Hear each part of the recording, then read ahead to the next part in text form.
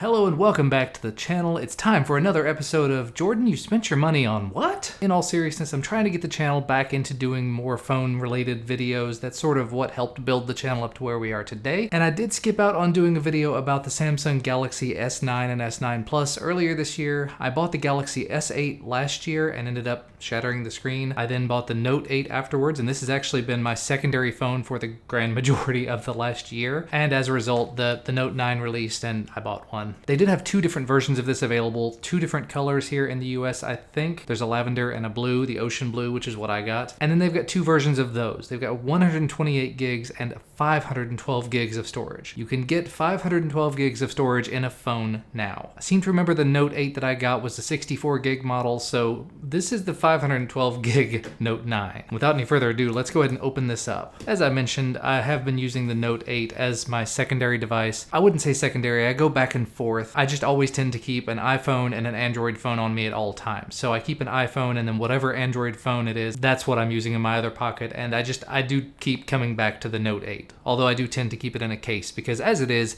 it's a slab of glass. Let's see if the Note 9 feels any better in the hand, any less breakable. So here's what comes in the box. Got what appears to be some paperwork. There's your SIM ejector tool. And of course, all the documentation, terms, conditions, warranty stuff. Of course, you get the Note 9 itself. We'll come right back to that. Little USB connector, full-size USB to USB Type-C. The Samsung standard adaptive fast charging USB adapter, which as you can probably see there, 5 volts at 2 amps or 9 volts at 1.67 amps, which is still Qualcomm Quick Charge 2. A little bit weird that it will support newer, but that this is what they're still providing. And we also get a USB Type-C to full-size USB cable, pair of AKG earbuds, which actually, let me just go ahead and stop you there. These AKG earbuds, I believe I got a pair with the Note 8 whenever I bought it, and I have been using these as my primary earbuds when I use wired earbuds. I keep them around the house, and I've been switching back and forth depending on where I am. If I'm at work and I'm using a plugged-in connection, I'm using either the AKGs or the ones that came with the BlackBerry Key 2. These are incredibly impressive little earbuds. I cannot say enough good things about those. I will actually be leaving these. Normally I package everything back into the boxes just so I sort of keep everything together in case I ever want to sell or give away the device. In this case, I'll be keeping these out as well because you can never have enough pairs of good earbuds. You also get some replacement ear tips and actually a couple of replacement stylus tips with a little gripper tool to pull out the stylus tip. So that's kind of cool and useful. I seem to remember the last year model probably had that as well. I'm not much of a stylus user. I hate to say that in a Note video, but this stylus on the Note 8 has probably come out a grand total of 3 times in the last year, and I don't think any of those were to actually take notes. It was just, oh look, there's a stylus. This is a really big phone that has a stylus when showing it to friends, family, coworkers. Maybe the Note 9 will change all of that for me. Probably not. But finally, here is the Note 9 itself. Peel this off the back. There's a little sticker here on the back I'm gonna go ahead and take off too. It's got all the IMEI stuff on it, what I don't really wanna show. So there is the Note 9 in ocean blue. And I'm just gonna say it. Wow, that color. Although it's going to be very smudgy, very fingerprinted very quickly. Just putting it up side by side with the Note 8 so you can sort of see the differences. If I can get the Note 8 to shine in the light, because I got the black version of the Note 8. Size-wise, they are extraordinarily similar. There's not a whole lot of difference there. I think the screen on the Note 9 is like 0.1 inches larger. That's about the only physical size difference. There doesn't appear to be any thickness or otherwise difference. And the one thing I'm actually really excited about, fingerprint sensor on the Note 8 was here. On the Note 9, it's not next to the camera anymore. It does remain to be seen as to whether this is going to be, yeah, that's immediately easier to hit and reach and not touch the camera. That's the main reason I didn't use the fingerprint sensor on this or on the Galaxy S8. That's a great placement. Even lower would be even better in my opinion. The lower you get it, the more doable it is. But I forgot to take the peel off the front. But just taking a quick look around the device itself, on the front, 6.4 inch display. And because it is a black front, you can hardly tell where it begins and where it ends until you, of course, turn the screen on. It is 1440 by 2960, a front-facing 8 megapixel camera, dual rear-facing cameras, 12 megapixel sensors. One is wide angle, one is telephoto. And the wide angle camera here actually has a dual aperture mode. It goes to f1.5 or f2.4. It's capable of 4K video at 60 frames per second, super slow-mo 720 at 960 frames per second, slow motion 1080 1080p at 240 frames a second, hyperlapse video at 1080p, 8 gigs of RAM on the 512 gig version, 6 gigs of RAM on the 128 gigs of storage model, fast wireless charging, fast wired charging, and the one massive, and I do mean massive, difference between this and the older model, 4,000 milliamp hour battery. And I didn't even go around the phone while I was doing that. Power button, volume rocker, Bixby button, SIM card slot, microphone, 3.5mm jack, USB-C, another microphone, speaker, S Pen down here, bright yellow and gold. That's kind of gaudy. S Pen. I'm not a fan of that because you're mixing two different yellowish colors here. Try to get up nice and close so you can see that. So you have that beautiful blue color, halfway decent yellow color, and then gold right in the middle. So that's nice and super awkward. But from what I've heard, this S Pen does actually function as a Bluetooth controller, so you can tell it to take photos using this. You can interact with the phone in other ways. We'll look into that. So that might actually convince me to use the S Pen from time to time. It looks like there's plastic all the way around the outside, so I'm gonna have to take a second and get that off. It's a bit of a royal pain, but finally able to get some of this around the outside off. Much better. So without any further ado, let's go ahead and power this thing up. Samsung Galaxy Note 9 secured by Knox. I do remember from my time in the Android community, the secured by Knox thing is definitely frowned upon. However, in the last few years, I've actually gotten really bad about not doing anything to devices. I kind of leave them as they are, and that's okay. That's one way to live your life. But as you can see, we are starting up Android. It says hi there. Okay. It says insert a SIM card. Let me go ahead and go through the setup process. Checking for updates. We'll skip the backups. And here we can set up intelligent scan, face and iris recognition. We can use a fingerprint scanner. I think I'm gonna do the fingerprint scanner on this one. And now it says register your fingerprint by swiping. So I'm gonna swipe along the back here. Wow. All right. So I'm gonna do that for the other finger. Normally you have to swipe it a bunch of times. I just swiped my finger across it one time and it went brrrt. So let's try that again. So yeah, it was kind of a hit or miss because I couldn't see my fingerprint on it. Just so you can see it, I'm gonna do another finger and I'll take it off later. I'll do my middle finger. So watch this. Yeah, that was one swipe across the, wow. Now it does say try it out, touch the fingerprint sensor to unlock or verify your identity.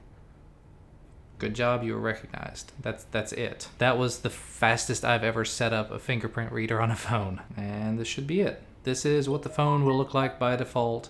All kinds of notifications gonna come in. So it's installing a bunch of new applications, talking about the app power monitor and syncing your apps. I will say there are definitely some things about the Samsung skin that I'm not a huge fan of, but after you get past that initial setup, it's not that bad. And in terms of the apps that do come pre-installed, I'm gonna guess there's not a whole lot. There's the Google apps, of course, lots of notifications, a bunch of Samsung applications, so internet and Pinup if you want to use the pen. Smart things, that's actually really handy if you do have any of the smart things, smart home stuff. Unfortunately, I do not yet. And that's the majority of it. You get these apps that come pre-installed, a few from Google, a few from Samsung, and the Facebook app. And that's really about it. This is definitely not going to be a deep dive into the Samsung OS or anything. Kind of neat that it does have my photo up here now. I took that as a part of the device setup. Software information, it does show that it's running Android 8.1 Oreo. I'll check to see if there's any software updates. It says it registered and it's checking for updates now. And there is an update. I don't think I've heard anything about Android Pie coming to the Note 9 yet, but when and if it does, of course, I'll be taking a look at that. And like all the other Samsung devices, you do have this display menu where you can turn on the blue light filter. You can change your screen mode to be better for battery life or for colors. You can change the screen resolution if you don't want it to be ultra high resolution. You can set it down. It does default to 2220 by 1080. I'll leave it there for now. You've got easy mode if you just really don't like having a complicated phone. The navigation bar is actually what I'm in here for. You can change the background color of it, but I want the button layout to be back home recents because that's just what I'm more used to. And let's see what happens when I pull the S Pen out. S Pen remote. Press the pen button to take pictures, control music, and do more in a wide range of apps. Hit start. And here's the S Pen remote whenever I clicked on that. So it says available and 100%. So it does have a battery built into this pen. And from what I understand, it charges whenever you have it inserted in the phone. And it does show you here the battery level is 100%. It says hold down the pen button to open camera. Tap here to choose what happens when you hold it down. So you can do a whole list of other things, other app related things. So single pressing the camera app is going to take a picture. Double press will switch the camera. I'm going to say single press will record video, double press will switch camera. That's fine. So now that I've done that, we'll hold the button and it opens up the camera. It is this little button on the side here. There we go. Turn on location tags, nope. So now that I'm in there, if I double tap, it should switch cameras.